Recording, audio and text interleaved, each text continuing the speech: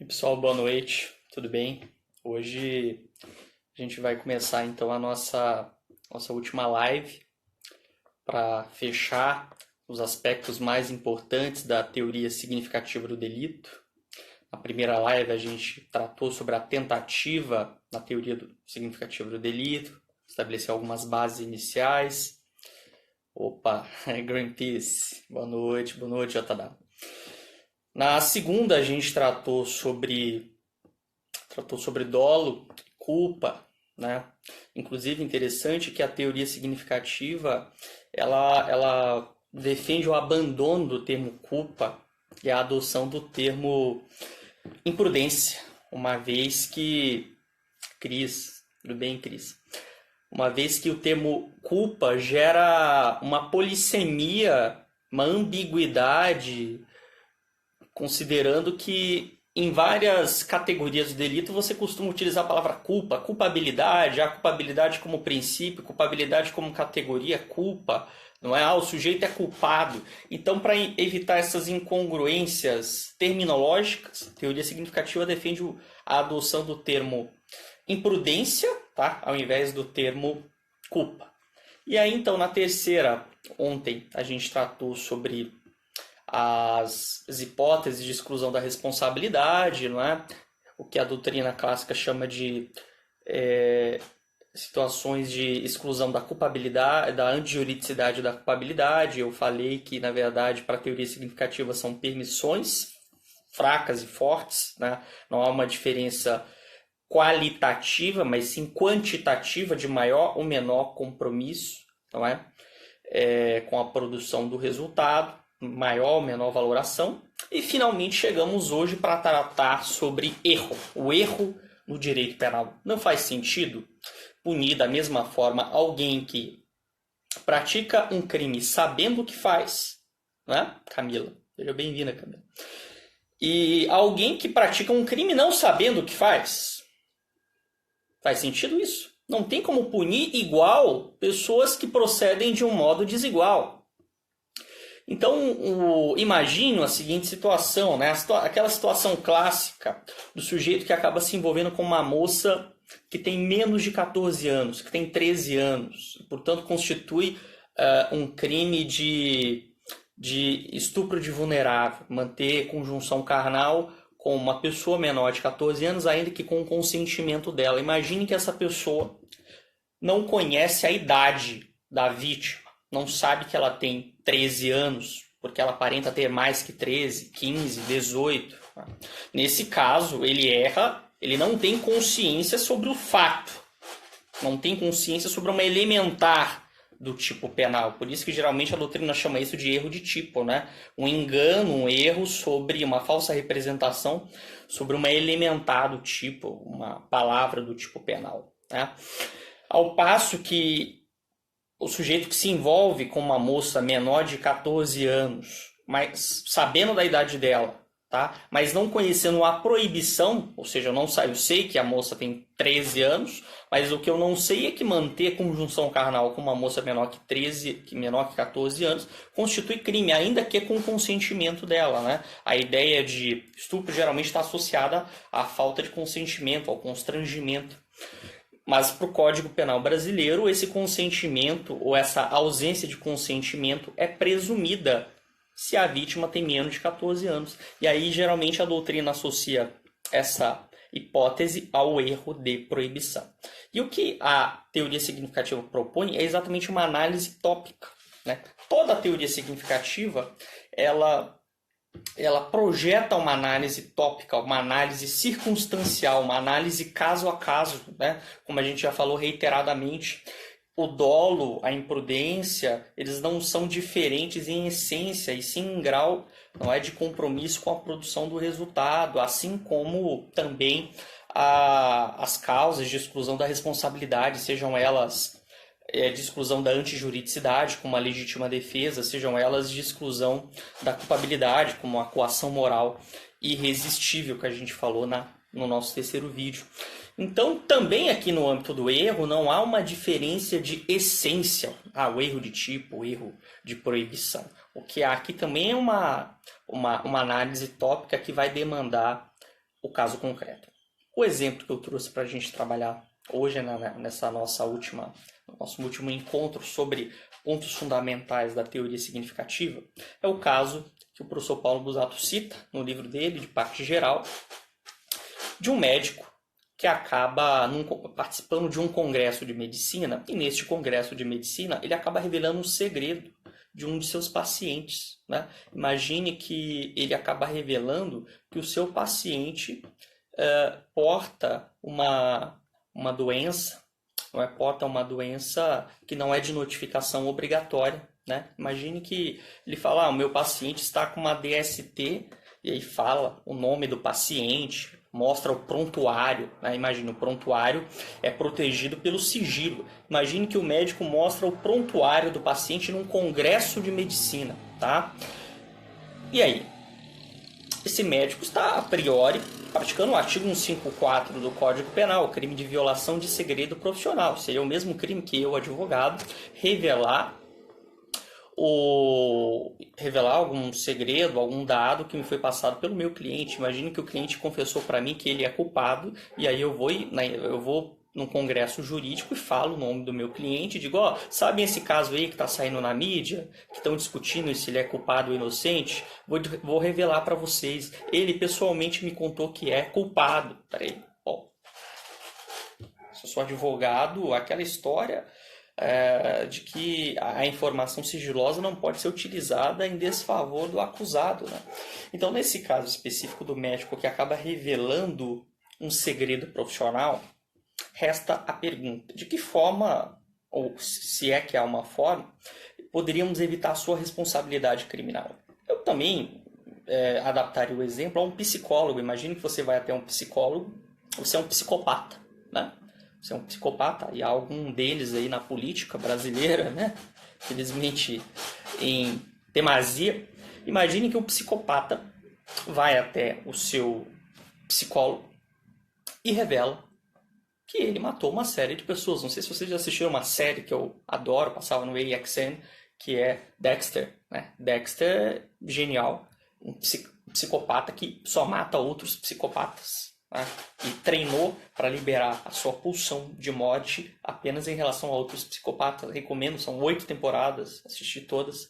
E ele é perito criminal da polícia de Miami, e aqueles casos que a polícia não consegue comprovar a autoria, ele investiga por conta própria, né? Seguindo ali seus instintos. Quando ele reúne provas, indícios que ele considera suficientes, fotos, testemunhas, ele executa literalmente o sujeito ali que ele investigou. Né? Então vejam, imagine que o Dexter, o psicopata, vai até uma psicóloga e revela, sabe, todos esses crimes, todas essas pessoas que estão morrendo em Miami, fui eu que as matei.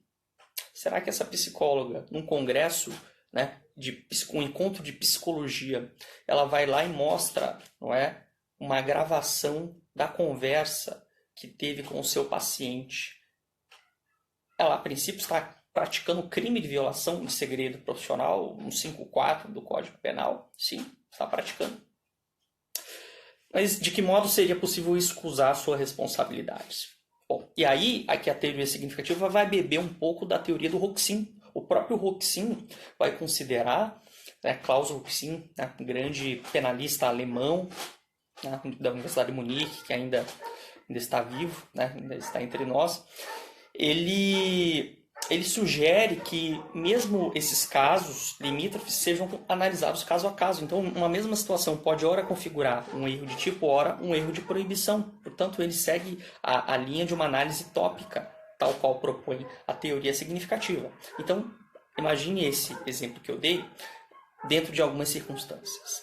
O crime do 154 é revelar segredo profissional que pode causar dano à pessoa que teve o seu segredo revelado. Né? Imagine, Sebastião, então que esse médico revela o segredo do seu paciente, revela que esse paciente tem uma doença grave e mostra o seu prontuário num slide, num data show, faz uma transmissão ao vivo no Instagram para todo mundo ver o prontuário do seu paciente.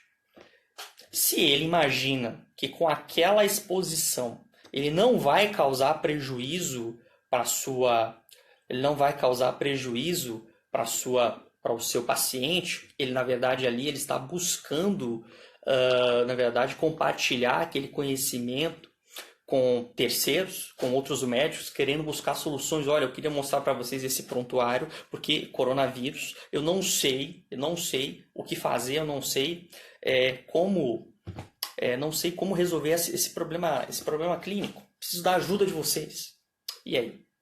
Nesse caso, ele imaginava que não causaria grande Giovanni, não causaria um prejuízo ao seu paciente. Ele, na verdade, expôs o prontuário médico, que é resguardado pelo sigilo, mas com a finalidade não de causar prejuízo, que é uma elementar do tipo, e sim com a finalidade de buscar ajuda de outros médicos ou de outros psicólogos, porque ele sozinho não consegue chegar a uma solução, né? Isso é uma coisa que acontece muito em outro seriado, que eu gostava muito de assistir, que House, né? Dr. House, vocês veem lá, os médicos costumam compartilhar muito, não é? Dos casos clínicos para tentar achar a melhor saída. Então, imagine que essa fosse a situação. De outro modo, imagine que o sujeito, o médico ou o psicólogo, soubesse que com a revelação daquele segredo, ele pode sim causar um prejuízo. Bom, ele pode causar um prejuízo, mas ele conhece esse elementar do tipo, não é? Mas o que ele imagina que neste caso concreto, esse prejuízo não adviria de alguma forma, né? Ele, na verdade, expôs apenas por uma mera questão pedagógica, né? Sem imaginar que isso seria proibido, sem potencial consciência da ilicitude, portanto. Né?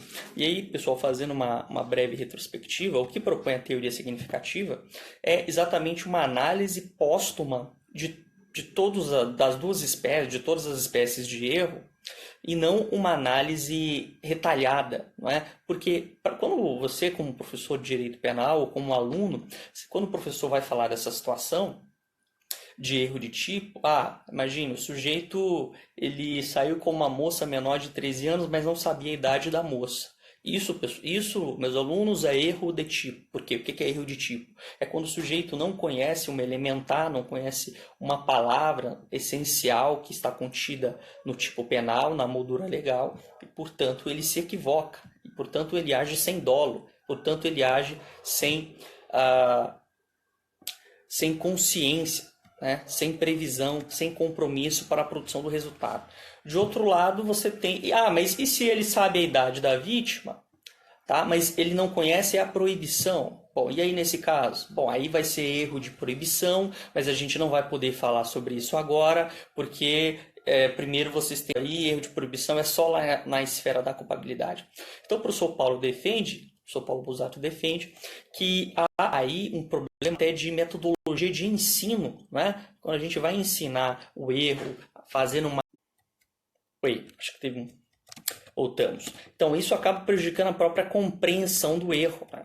E essa ideia de erro de tipo, erro de proibição, que essa dicotomia, não é? Erro de tipo, erro de proibição, o próprio professor Paulo elenca que isso vem do direito romano, né? Uma classificação tradicional entre erro de fato e erro de direito. Erro de fato, quando o sujeito se equivoca quanto à realidade, o erro de direito que seria irrelevante, porque todo mundo é obrigado a conhecer as normas jurídicas, e isso é uma ilusão, isso viola a culpabilidade, não é? Não há como dizer que todo mundo é obrigado, que todo mundo conhece as normas jurídicas, e ainda mais um país periférico e com uma taxa de analfabetismo gigantesca como o nosso, né? Então, não dá para presumir culpabilidade, né?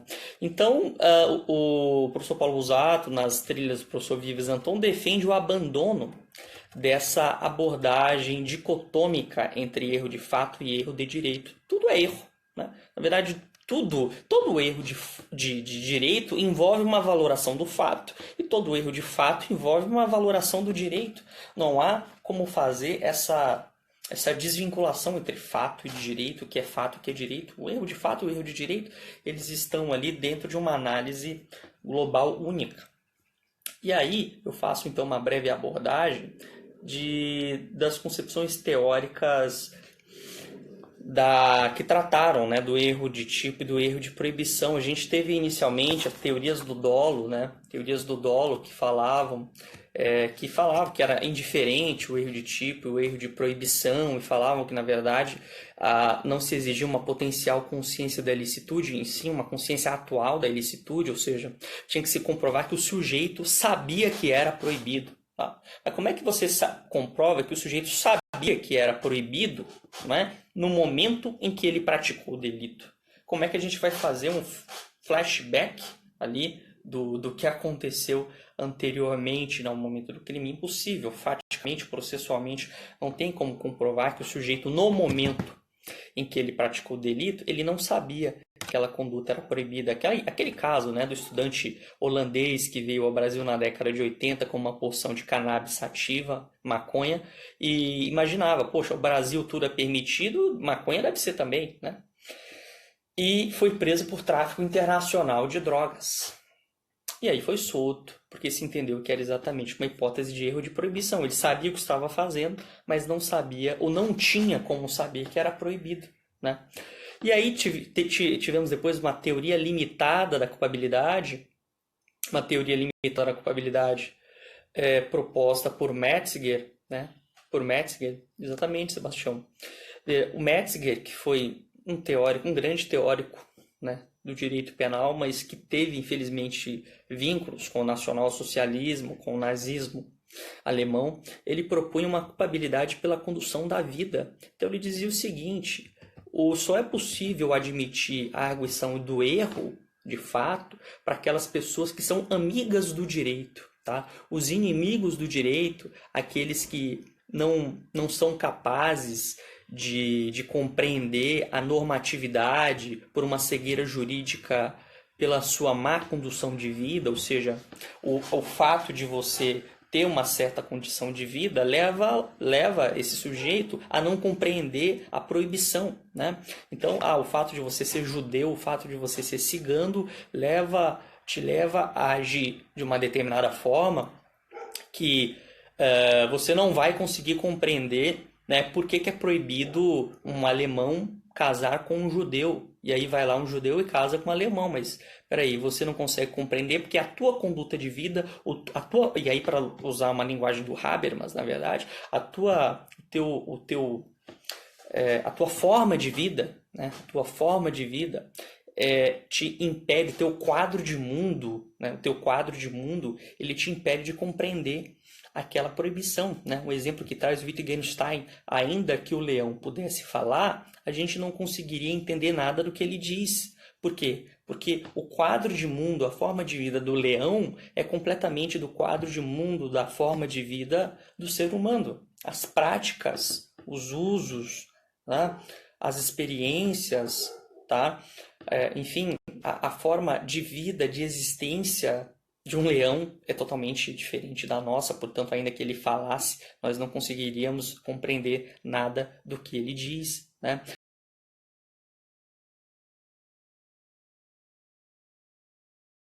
De uma conduta pela sua condição existencial, a gente poderia considerar que é totalmente absurda e é refutada pela doutrina, não é, em absoluto, né? A gente poderia citar o caso do fogueteiro, né? Quem nunca ouviu falar do fogueteiro, do olheiro do tráfico? Aqueles jovens, geralmente adolescentes ou jovens ali de 18, 19, 20 anos, que acabam vivendo desde cedo, não é, em condições sociais adversas, para usar um termo do professor Juarez Cirino dos Santos, e essas condições, em condições sociais anormais, você não pode exigir que o sujeito tenha uma postura normal, né? Em condições sociais anormais, não se exige uma atuação conforme a normalidade, não é? Bueno, veja, um fogueteiro, um sujeito que... O aviãozinho do tráfico, né? Um sujeito que desde criança vive naquele mundo, numa subcultura em que, na verdade, o permitido é proibido e o proibido é permitido, em que a violência é a regra e o tráfico de drogas se mostra como, para ele, a única possibilidade de ter uma vida semidigna, não é? Porque isso é interessante. Uma aluna certa vez me contou que ela dava aula numa escola da periferia de Paranaguá, e ela contou que crianças de 12, 13, 14 anos, não é? Ficavam muitas vezes contestando para ela: mas professora, para que eu estou estudando aqui? Se as pessoas que têm diploma não conseguem emprego, que dirá eu que nasci aqui na favela? Hoje eu ganhei R$ 100 aqui na boca de fumo, aqui vendendo droga, né? As meninas com 13 anos já se prostituindo, né?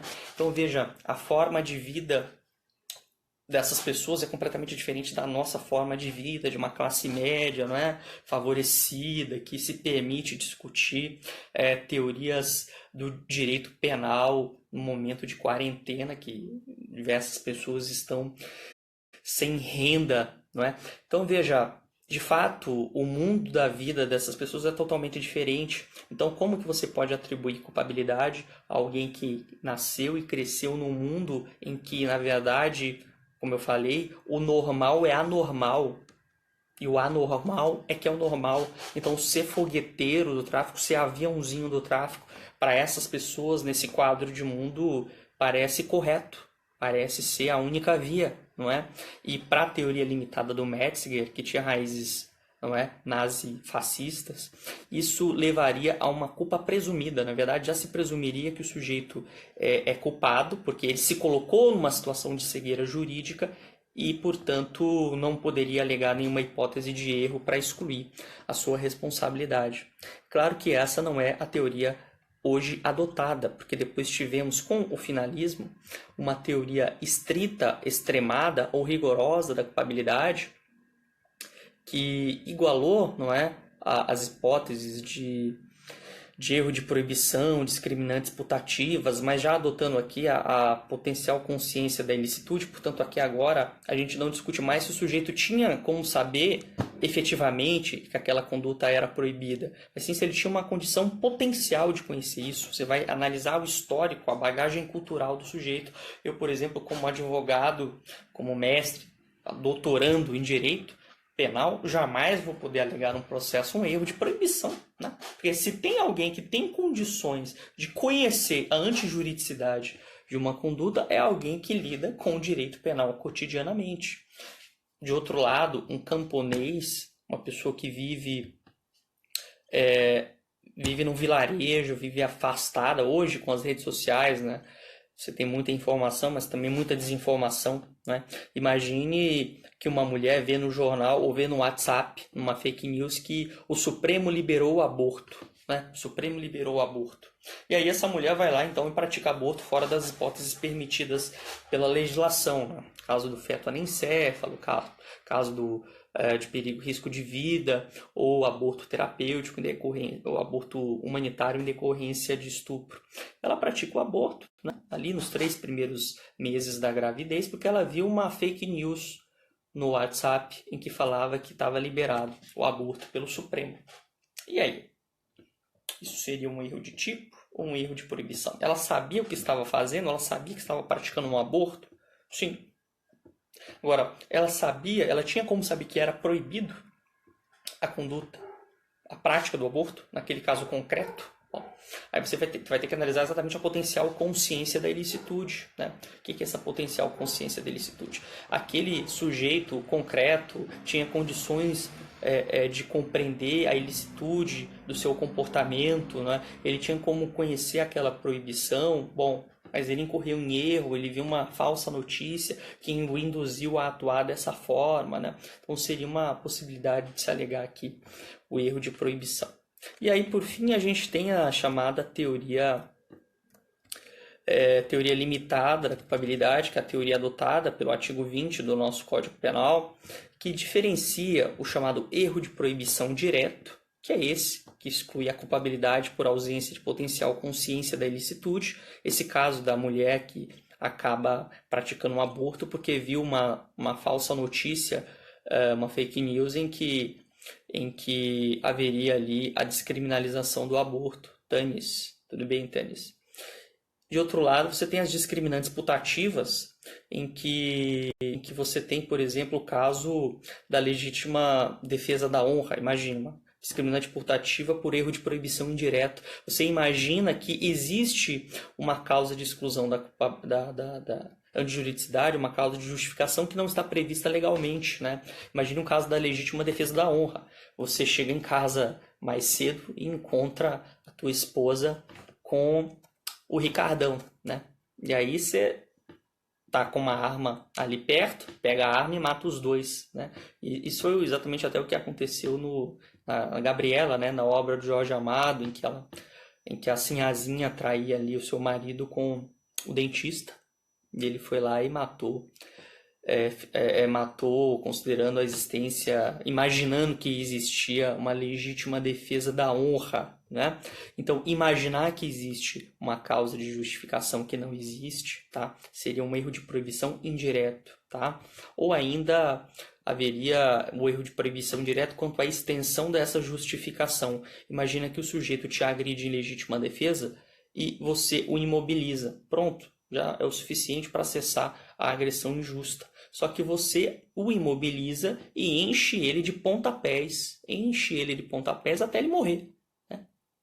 Isso seria um excesso de legítima defesa real, ou seja, um erro de proibição direto que você tem um engano, você se engana quanto à extensão da justificação. Você imagina que o cara que veio te agredir, não é? Você pode retaliar, não é, essa agressão, você pode se contrapor, repelir essa injusta agressão, mas você só pode repelir essa injusta agressão de forma moderada e se utilizando de meios, de forma proporcional, se utilizando de meios moderados, não é? Então, se basta imobilizar ele, eu não posso dar pontapés até a pessoa morrer. Se basta dar um tiro, eu não posso dar 10 tiros. Mas se eu imagino que há uma norma que permite essa possibilidade, não é, que estende o meu direito à legítima defesa, isso corresponderia a um erro de proibição indireto, que é uma discriminante putativa, do latim putare, né, significa algo imaginário, né, uma discriminante imaginária. E ainda dentro das discriminantes putativas, a gente teria a figura do erro de tipo permissivo, ou seja, aquele em que eu suponho a existência de uma situação de fato que não existe. Então, imagine que você encontra uma pessoa, um desafeto teu na rua, tá? Você tá frio, os dois estão de casaco, vocês se encontram ali num beco. Grande Rudá. Tudo bem, Rudá? Não dá para alegar que você estava sem controle por forte ímpeto emocional. Não, exatamente. No Brasil, é possível, já que a gente adota a teoria limitada da culpabilidade, seria possível exatamente alegar uma discriminante putativa, né? Um erro de proibição indireto, tá? Um erro de proibição indireto que excluiria a culpabilidade, tá? Excluiria a culpabilidade, portanto, você seria isento de pena, desde que, tá? Esse engano, ele seja um engano a que outras pessoas também estejam passíveis de cometer, tá? Então, para o erro de proibição direta, esse caso aí, que você está falando de que seria um ímpeto emocional, né? Que seria um excesso, o que a gente chama no direito penal de excesso de legítima defesa, grande Leandro. Esse excesso de legítima defesa, ele pode ser justificado, tá? Como um erro de proibição direto, desde que você comprove que outra pessoa no teu lugar agiria da mesma forma, que a gente chama de um erro de proibição que seja excusável, né? Que seja nesse ataque, né? Imagine a situação, né? Uma discussão entre... Opa, acho que agora voltou. Tudo bem, deu um pequeno probleminha no vídeo, mas veja, então, para a gente fechar aqui a nossa abordagem sobre a teoria do erro a partir do modelo significativo de delito, tá? Ao invés de a gente fazer uma análise de todas essas divisões, o erro de proibição direto, erro de proibição direto, erro de tipo permissivo, erro de tipo, tá? Discriminante putativa, tá? A teoria do erro pretende uma unificação dessa análise, tá? Após o estudo das categorias anteriores, ou seja, da tipicidade, da antijuridicidade, da culpabilidade, e assim favorecer um entendimento, uma metodologia de ensino bem mais vantajosa sobre o aspecto prático. Como eu falei, a grande vantagem da teoria significativa é trazer a prática para a teoria e evitar aquela velha história de que na prática a teoria é outra. Exatamente o contrário, para favorecer uma análise mais simples até, mais pragmática da teoria do delito, é que a teoria significativa do professor Paulo, do professor Vives Anton, propõe essa análise de lege ferenda, essa análise unificada das espécies de erro, porque de um lado e de outro o erro de tipo pressupõe, né, uma análise da proibição, e o erro de proibição pressupõe uma análise do fato. Não dá para fazer uma cisão, não é, entre uma espécie de maniqueísmo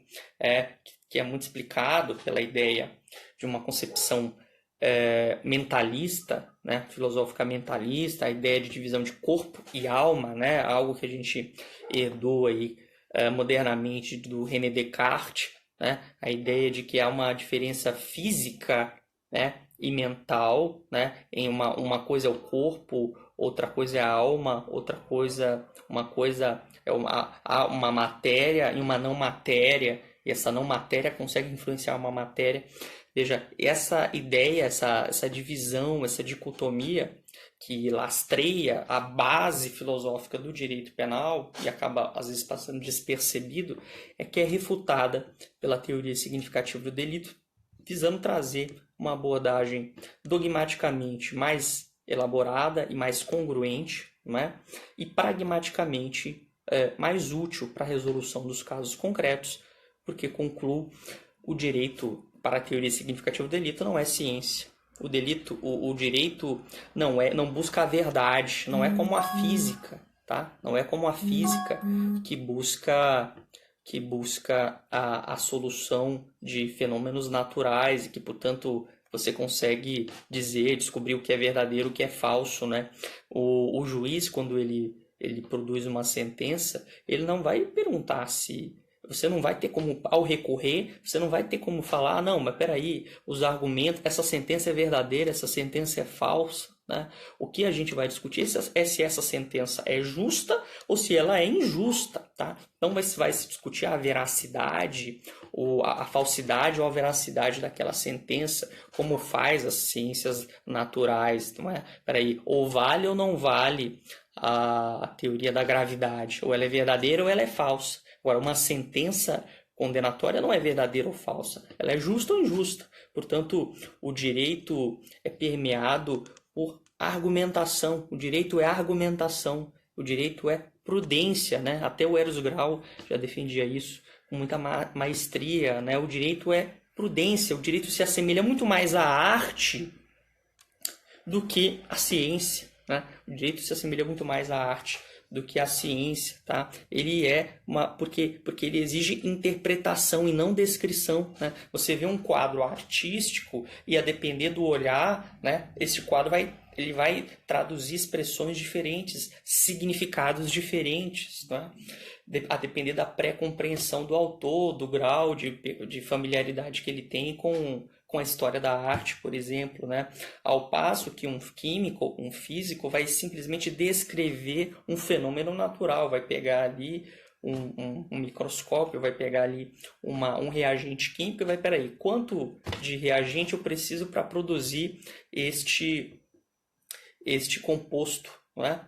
Então, peraí, é 50%, 51%, 51,5%, né? Se o químico erra o percentual, o produto, não é, que vai sair daquele composto químico vai ser totalmente diferente, não é? Se ele erra ali na sua atividade, no seu cálculo, a solução vai ser totalmente diferente, ele não vai conseguir obter a resposta esperada, porque se trata de um procedimento das ciências naturais que é meramente descritivo. No direito não se busca a verdade, não se busca a descrição de nada, o que se busca é aplicar uma pretensão de justiça, tá? Então, com essas considerações, pessoal, eu espero ter incentivado, ou pelo menos dado uma luz às contribuições que a teoria significativa do delito traz, tá? Essa verdadeira revolução copernicana que é a teoria significativa do delito, que por enquanto ainda é minoritária, né? Ainda é minoritária, mas até Galileu, né, foi minoritário. Um dia, até certo tempo atrás, se acreditava que, na verdade, a Terra era o centro do universo, né? Ainda se acredita hoje que a finalidade é o que rege a ação humana, não é? Que a intenção ainda está na mente, né? Mas aos poucos a teoria significativa vai ganhando cada vez mais adeptos, não é? E vai estar sempre de forma vinculada ao que há de mais atual na filosofia, que é exatamente as contribuições da filosofia da linguagem, do segundo Wittgenstein. Sim. Sebastião. Pois não, Sebastião. Você tem alguma colocação a fazer?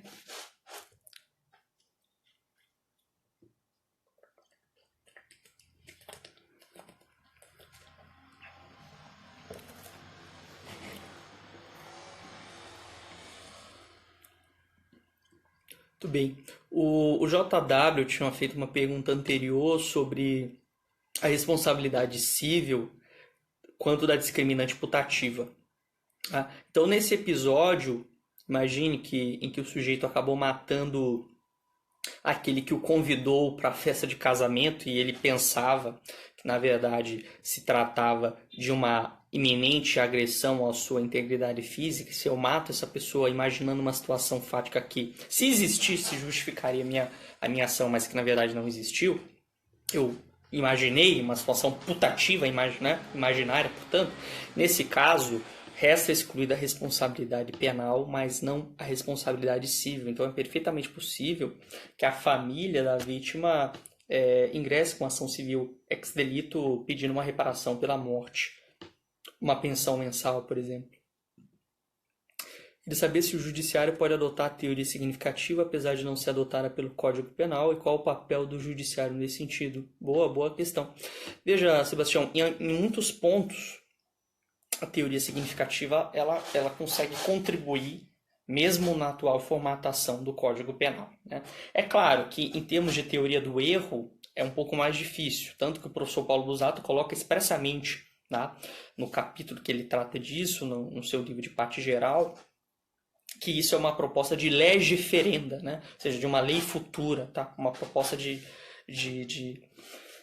projeto de novo Código Penal, de nova parte geral. Tá? Agora, quanto aos aspectos anteriores, especialmente quanto ao dolo, aquele abandono da diferença entre culpa consciente e culpa inconsciente, tá? A diferença entre dolo direto e indireto, eu acredito que é bastante válida e possível incorporar essa contribuição, mesmo no atual modelo que foi elaborado sob as bases do finalismo, né? Basta lembrar que a atual parte geral do Código Penal ela foi elaborada em 1984. Inclusive, um dos grandes participantes dessa comissão foi um professor paranaense, professor já aposentado da Universidade Federal do Paraná, que é o professor René Ariel Dotti, um grande criminalista ainda nos dias de hoje em Curitiba, né? E veja, claro, foi elaborado o Código Penal, parte geral, né, de 84, não o original, tá, de 40. O de 40 era causalista, o de 84 é finalista, mas nada impede que haja uma ressignificação, né, uma ressignificação do conceito de dolo, uma ressignificação do conceito de culpa, até para adequar, como eu ressaltei, a teoria à prática. Tá? A gente não pode continuar acreditando que o dolo é algo que está na mente do sujeito, ou que a culpa, idem, não é? Sob pena de inviabilizar um conceito que seria meramente teórico. Mas beleza, na prática vai ser as provas que vão dizer se foi culpa ou dolo. Sim, é exatamente isso que diz a teoria significativa. E se são as provas, são as circunstâncias que vão delimitar o dolo ou a culpa, então, na verdade, o dolo e a culpa não está na cabeça do sujeito, né? O dolo não é um dado psicológico, não é um fenômeno psíquico que acontece nas sinapses nervosas, tá? No cérebro do indivíduo, tá? O dolo e a culpa, na verdade, são rótulos normativos. São criações do direito, não são fenômenos naturais que têm que ser descritos, porque o jurista, e aí você fala do papel do judiciário, o jurista ele não é um cientista.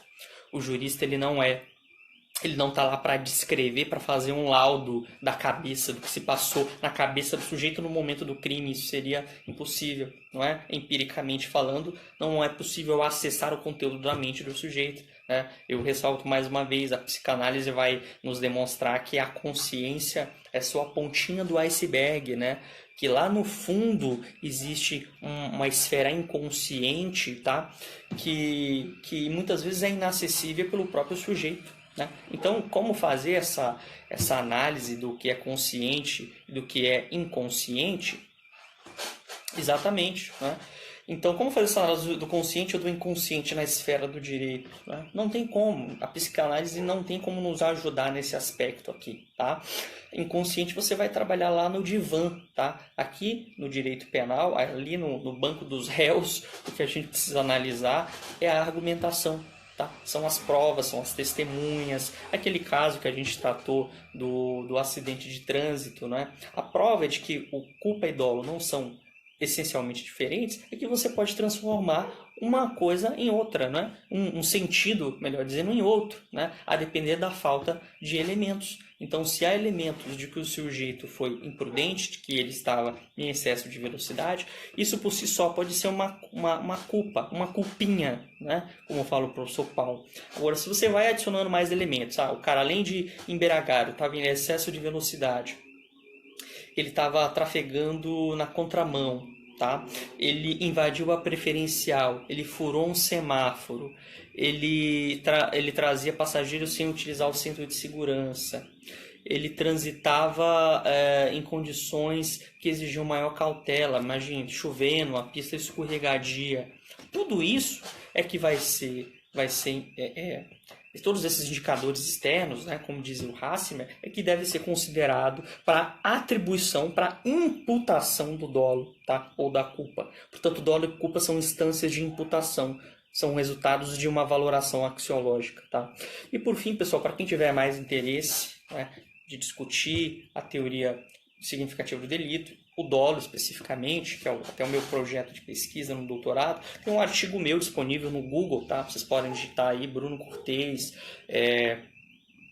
o dolo como realidade axiológica e as teorias ontologicistas da ação, né? Eu sei que o título parece macabro, né? Mas eu acredito que com essas 4 lives que eu realizei, é possível que vocês compreendam melhor, né? É possível que esses vídeos sirvam como uma pré-compreensão para a compreensão da teoria significativa do delito. Beleza?